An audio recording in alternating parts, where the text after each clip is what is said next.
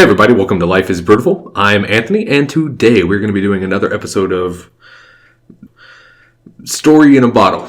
But this is the part where we're going to talk about a very specific beer, and we're going to talk about the history, the origin, the unique narrative tale that is basically captured inside of a particular beer. St. Bernardus ABT is one of the most iconic beers in all of beer history.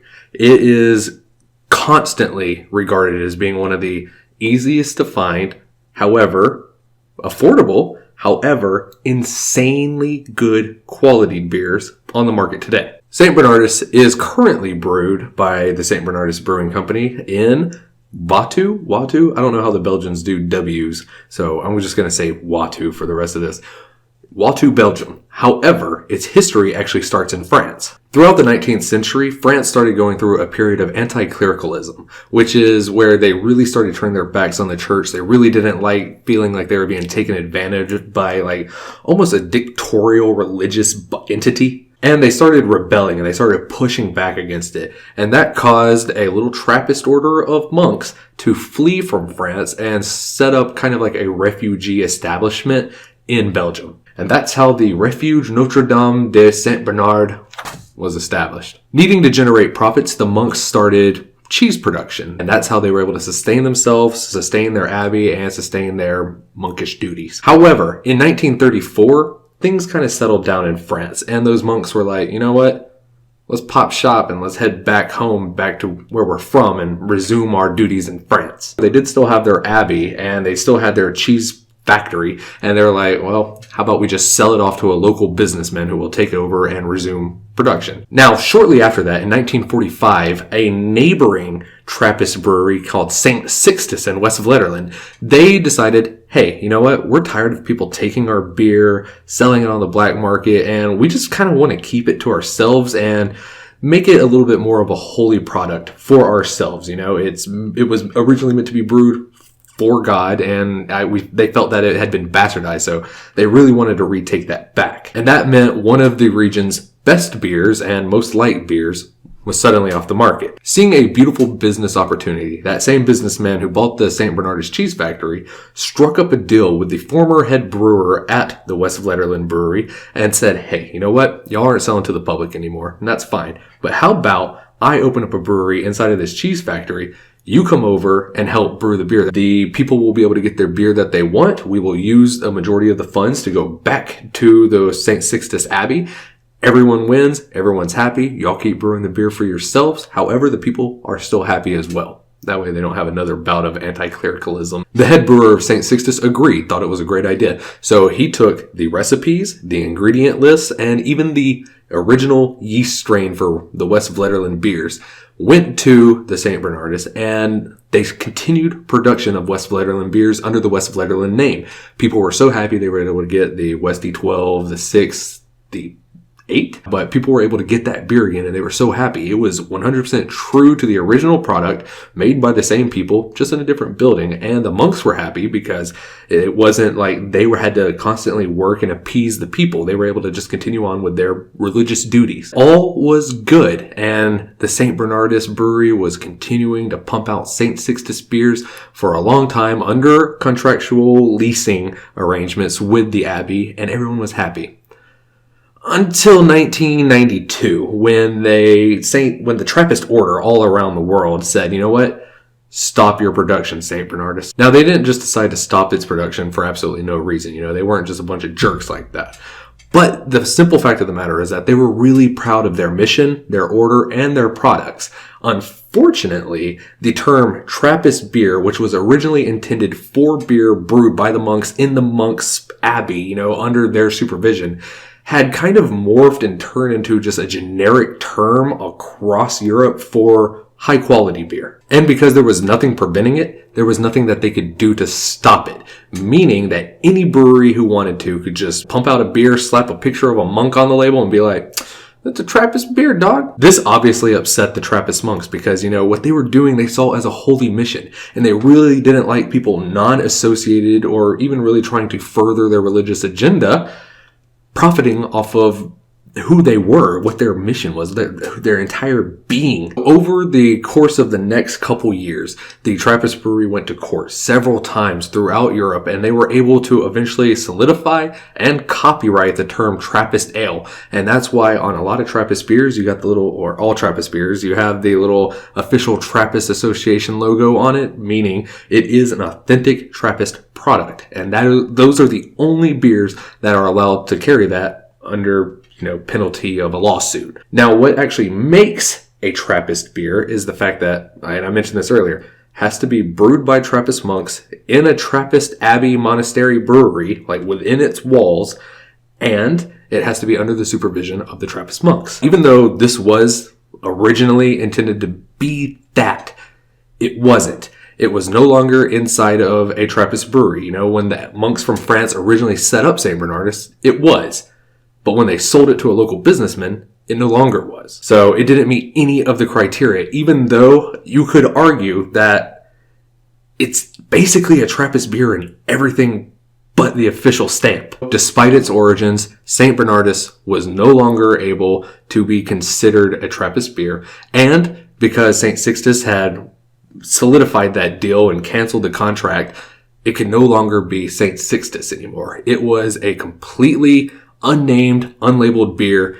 It was basically searching for an identity. It had everything stripped away from it. But because it had a long history in the region, because it had already gotten such, fame and accolades for being a high quality beer, and because the people were, getting their fix for that Trappist monkey beer from them instead of the actual West Vletterland brewery, it was also met with a lot of success and continued acclaim. It had the recipe, it had the ingredients, it had the processes, it was everything people wanted, and it was honestly easier to get than other Trappist products. And that allowed it to see a huge growth, especially now that it wasn't under the contractual obligations and supervisions of the monks.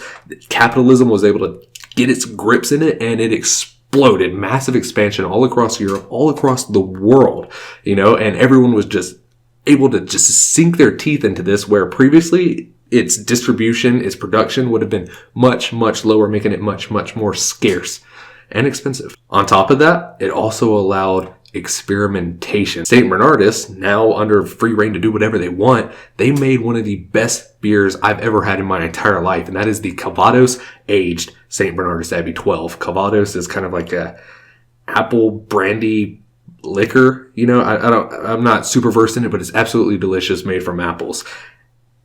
Pairing with this beer, putting this beer in that barrel, oh my God. Now, at this point in time, you might be saying to yourself, okay, well, that's a pretty interesting history, but doesn't that mean St. Bernardus and Westy 12 are the same beer? Have I been sleeping on St. Bernardus this whole time while, whale hunting Westy 12 just so I can get a taste of that humble monk pie and I could have had it this whole time? Well, yes and no.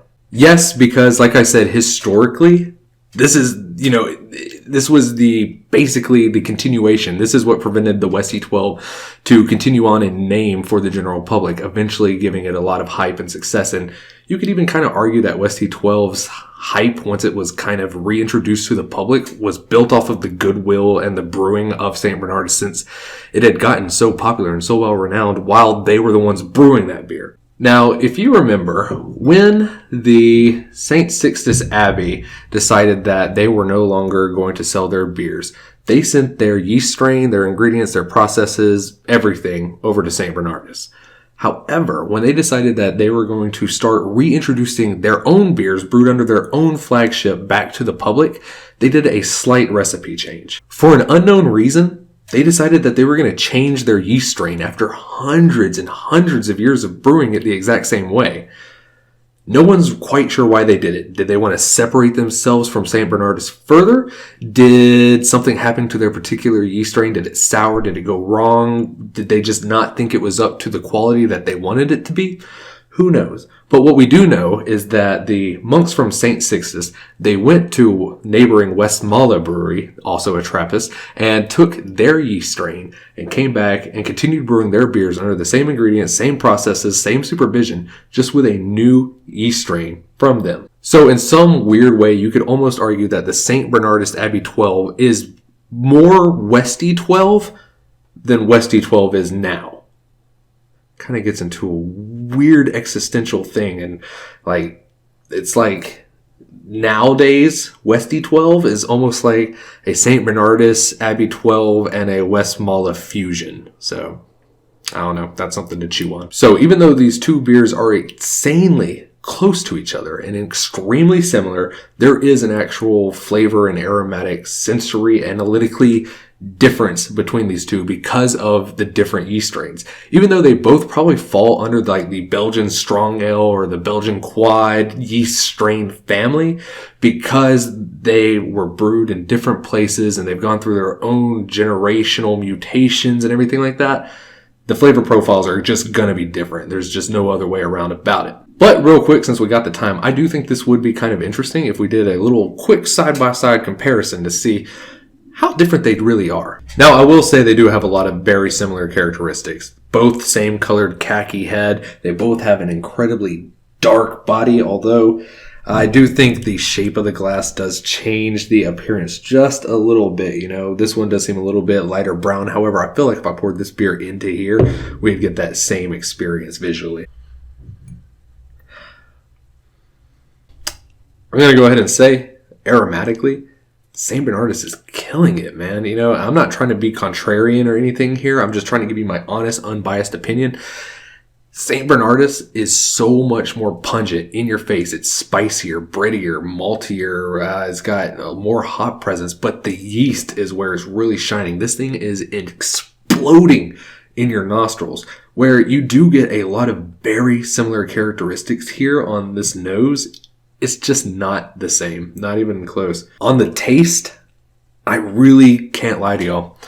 St. Bernardus is blowing it out of the water. You know, I've had several bottles of Westy 12 from different batches, different store locations, things like that. And I'm not going to lie to y'all. I've just never been overly impressed with this beer. However, I have been consistently impressed my entire beer drinking experience with St. Bernardus. I don't know why, but this one just seems a little more rustic, a little less unrefined, whereas this one seems pinpointed, perfect precision. This seems like almost like imitation attempt at St. Bernardus, in my opinion. If you've ever had both of these beers, you might know what I'm talking about. Westy 12, although sweet, malty, good amount of that Belgian candy sugar, it has a little bit of a sharper edge on it, a little more alcohol, a little bit sharper alcohol presence, and also I think its bitterness is upped a few notches. Whereas this one really focuses on the sweet, really focuses on the spice, really focuses on the minute characteristics of this beer. It's like they took a magnifying glass to this beer and accentuated all the best qualities. Not to say this is not a damn good beer. You know, like I said, I'm not trying to be contrarian, just trying to give you my honest opinion.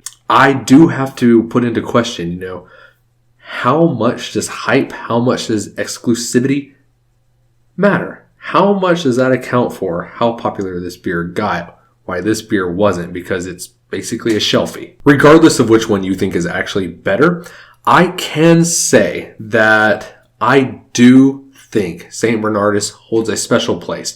Sure, it might not have the hype and the second market profitability opportunities as a true Westy 12.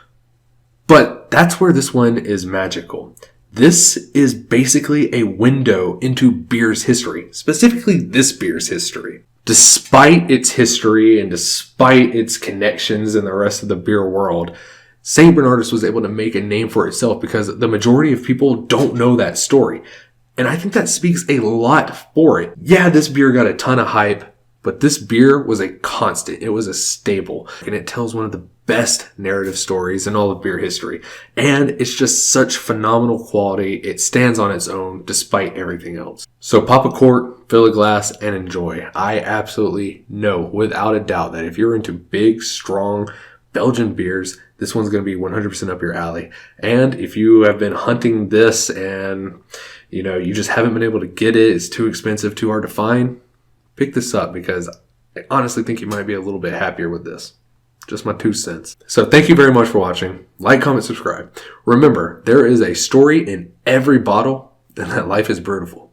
Cheers.